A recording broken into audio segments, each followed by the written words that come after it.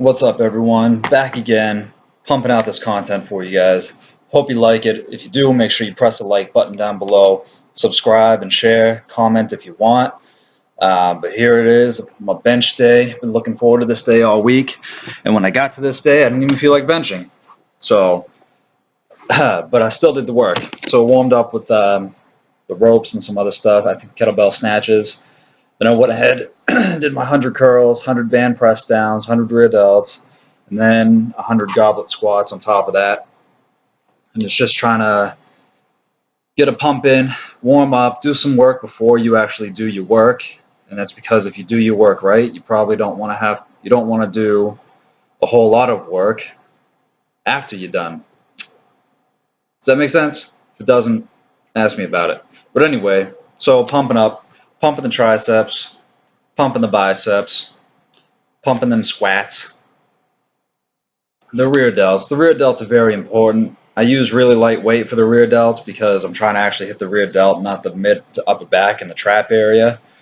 So I kind of change where I'm swinging my arms to try and emphasize like a bodybuilder. Ready for the Arnold here. Emphasize where I'm putting that stress, because if I just grab the 20s and I start doing them like that, I'm going to end up using a lot more upper back than the rear delts, and that's not what I want to do at this point in time. So the goblet squats, trying to keep tension on the hips and screw my feet into the ground. You can see I'm not going all the way up, and I feel like it's just mostly because when I go all the way up, it's such a longer range of motion that I actually end up losing stress and balance off of it. So I just don't do it the whole time. And I think the weight is too light where I would just blast my hips through and come up onto my toes and it'd almost be like a jump because it's only 35 pounds. So it's not super important. But it actually gets into my hamstrings pretty well like this.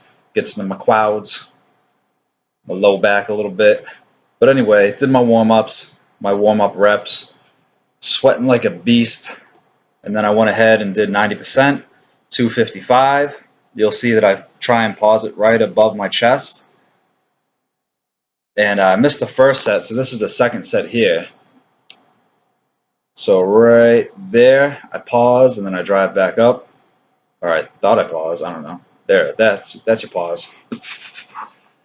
And then just for some supplemental work, I went ahead and moved my grip in and just banged out sets of 10. Started at 135, 165, and a couple sets at 185 for sets of 10, just trying to get into the triceps, trying to stop the weight above my chest. It's called basically a spodal press.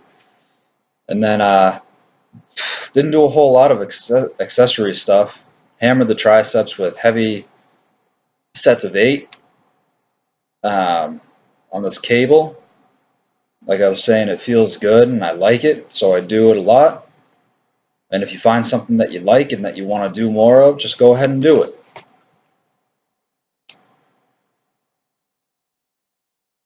And then sets of 8 with lateral raises.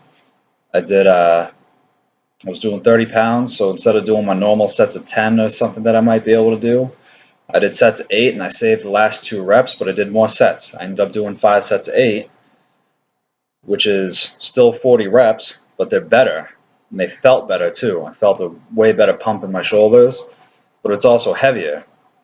So these curl press complexes, curl, press overhead for 6 or 5 or 8 or whatever you're going to do. I wanted to do 6s today. And then you go ahead and just do overhead presses. I tried holding mine above head, so 6 on each arm. And then you do 6 hammer curls, and that's 1 set.